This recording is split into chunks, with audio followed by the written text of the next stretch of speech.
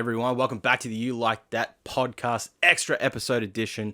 This week, we are going to be looking at John Wick, as requested by ex-co-host Jack, because I always rant and rave about John Wick and how great it is as a movie. He wanted me to know, well, he wanted to know from me why I think it is one of Keanu Reeves' greatest movie franchises, why it does so well in the action franchise, and just all that good stuff. So, Jack, thank you for the request. Thank you for allowing me to finally talk about this movie.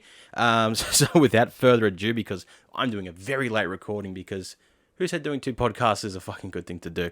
So we're going to make this a nice, quick one and easy, because it's an older movie, and the franchise is still going, so you'll probably know what John Wick is about. So, John Wick, released 2014, directed by Chad Stahelski, runtime of 101 minutes, a budget of 20 to 30 million, rated 86 million in the box, with a Rotten Tomatoes score of 86% to 81%. This has a cast of Keanu Reeves, Michael Nyqvist, Alfie Allen, Adriana Palicki, Dean Winters, Ian McShane, John Leguizamo, Willem Dafoe, and Lance Reddick. This is a stacked cast for an action movie. How did I get into John Wick? Let's get into the brief quickly. How I discovered this movie, because this was a random movie that I stumbled upon.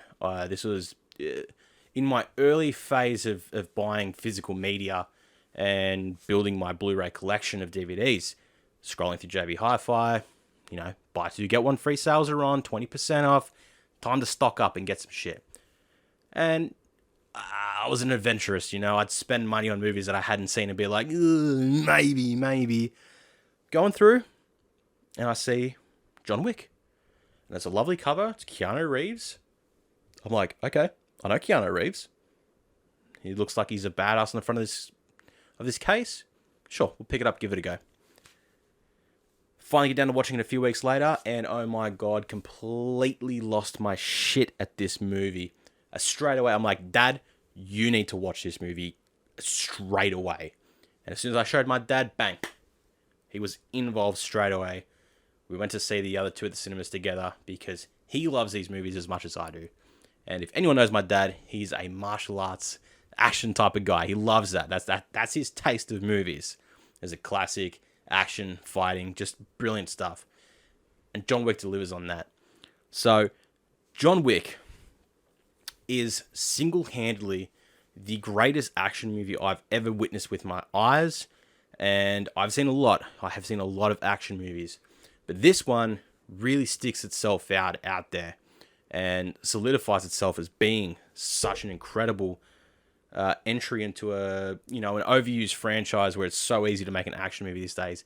Look at Liam Neeson, look at Jason Statham. They're all guys that just repeat their movies. Keanu Reeves has a bit of backwards and forwards with the roles that he takes, and sometimes they really, really stick the landing. And that's what I found with this John Wick movie. And as you can see from the franchise that it has spawned, the second and third, we have a fourth and a fifth on the way, plus a spin-off series, plus a spin-off movie, I believe. There's a lot of media coming out of John Wick because of what it did with itself. So if you don't understand the John Wick franchise, if you're kind of new to what this movie is about, this movie is about why I think this movie is so incredible. Because it's a very straightforward plot. And it's not an origin story where it really could shell itself out to be. But there's moments that happen in this movie that explain to you who John Wick is, why he's as good as he is, and why so many people fear him. So the basis is just John Wick is obviously an ex-assassin of some sort who left his group, his colleagues, his foundation, whatever you want to call it, for a woman, his wife, who unfortunately passed away due to cancer, and getting a taste of the real world finally, tragedy strikes in which he loses his wife, who then, from beyond the grave, sends him a puppy to look after him, to remember her.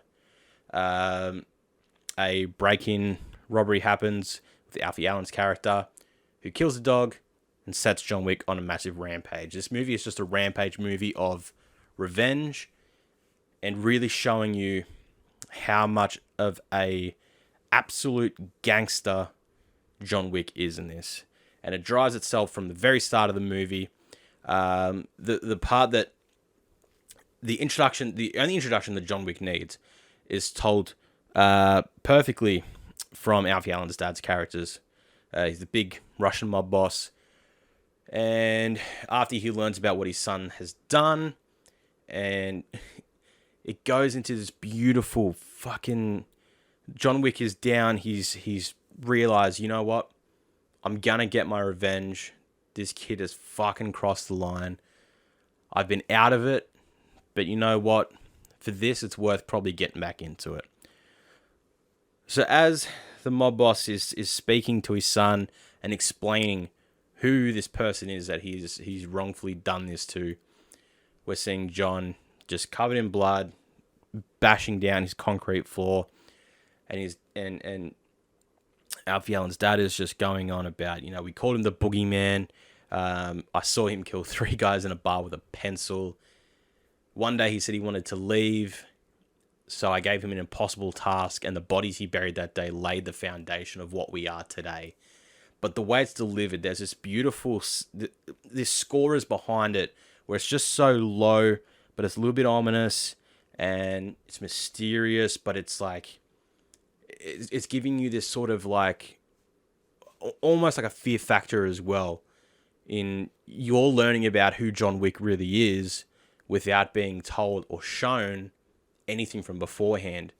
What he's saying and describing in John Wick, this is a Russian mob boss who is basically telling his son, you're fucked and I don't think I can protect you because this is why. And after that scene finishes, it's just incredible because that's all you need to know about who John Wick is. And you go, fuck, okay. No one needs to mess with him. And as he's going back to the Continental, and people are like, oh, you back in business, John? Everyone knows who this guy is. So he's obviously someone who is very powerful and did a lot of bad things. Or possibly good things, who knows, depending how you look at it. His body count is... In the movies, you see him kill at least 300 people. And it's full on how he does this. So... having no origin story for this is perfect because you don't need it in this.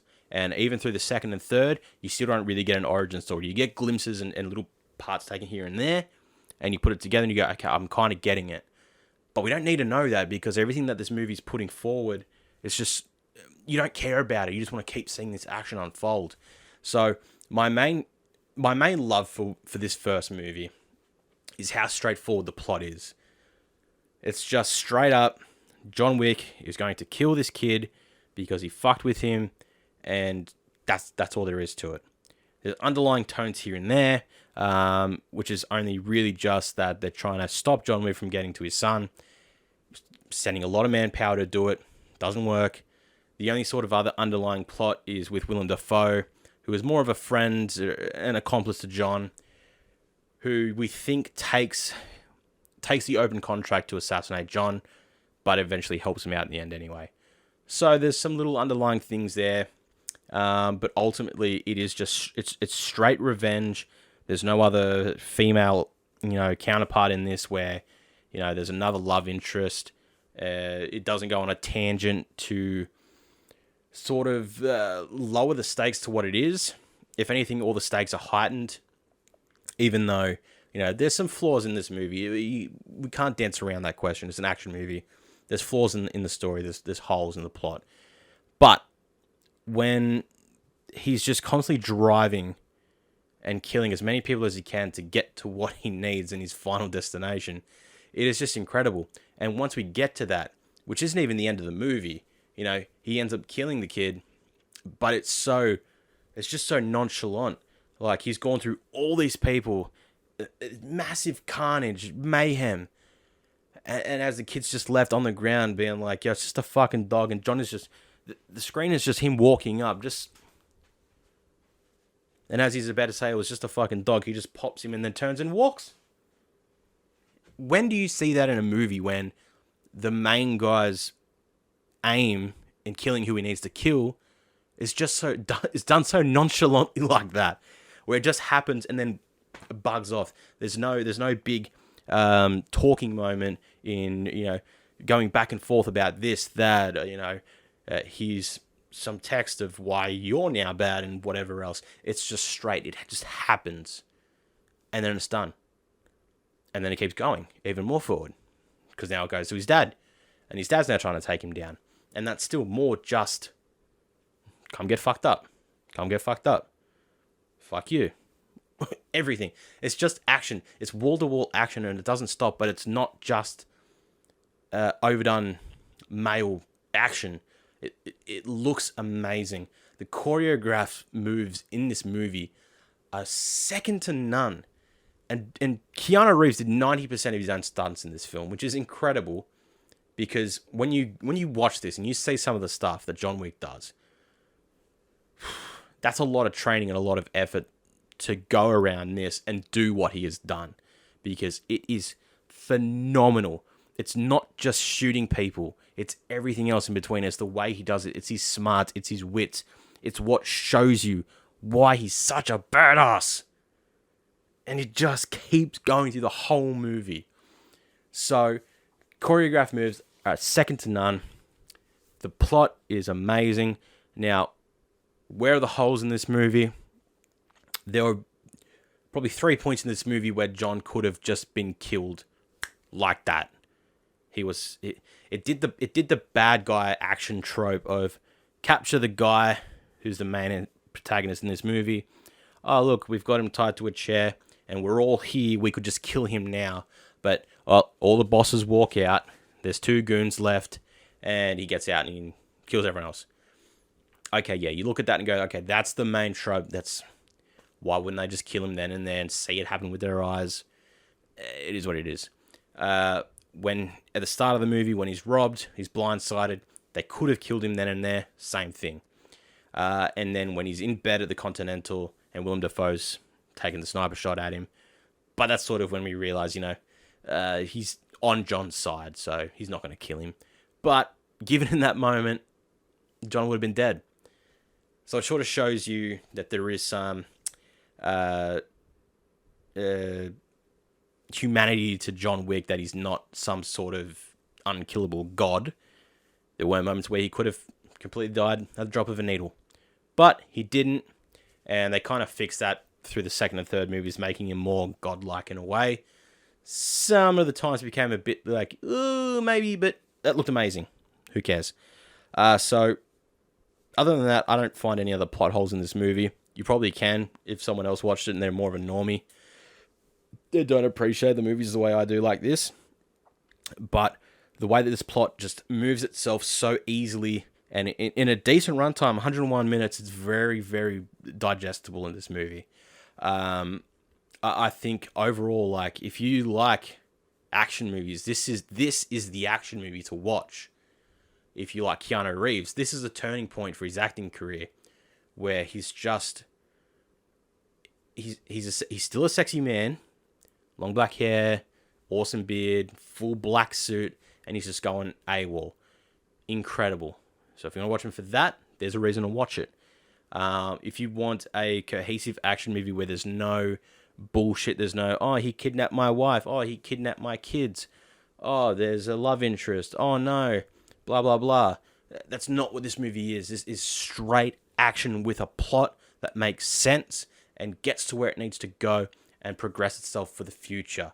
Because when we learn about the Continental and that there's some sort of like assassin guild where they use gold coins and they got access to things that other people don't, like a dead body cleaning service, there's more to this than meets the eye, which is what we learn about through the second and third movie, learning more about the Continental. Ian McShane's character has been the director of the Continental there. Its universe just expands on itself in a way that action movies don't properly do. Action movies will just go, here's one movie, and we'll end the plot there, and not lead it to something else. And then, oh, here's the second, the third, the fourth, the fifth, the sixth, and bring back legacy characters and whatnot else, and bang, people will like that. No, it's faltered too many times.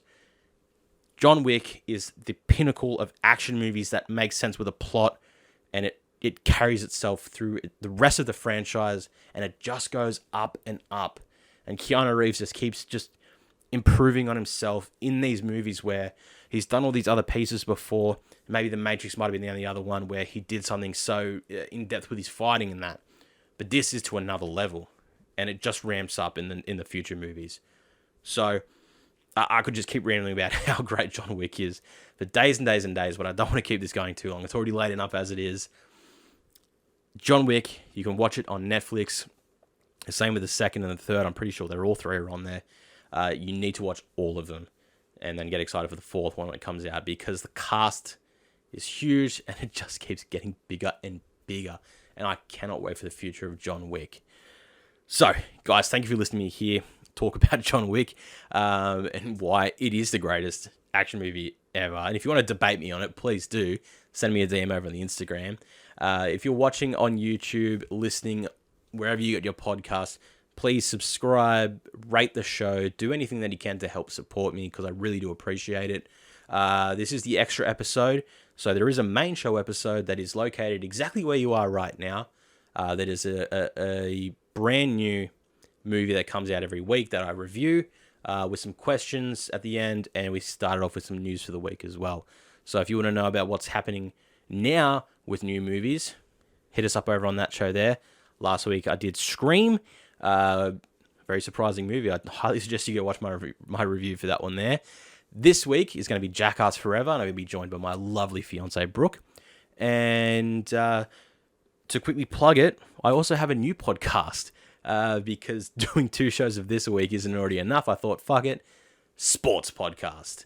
So me and my best mate Jacob, we run the Left on the Bench podcast, which is just our straight up, it's soccer, it's football, the Premier League, it's the greatest sport in the world. We're just going to talk about that every week, talk about predictions of scores, transfer roundups, what's happened in the cup matches, straight up banter.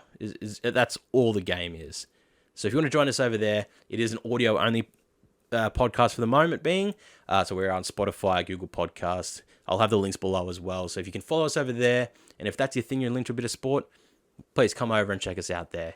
So guys, thank you very much for joining me here on You Like That Extra podcast. Until I see you on the main show or back on this one.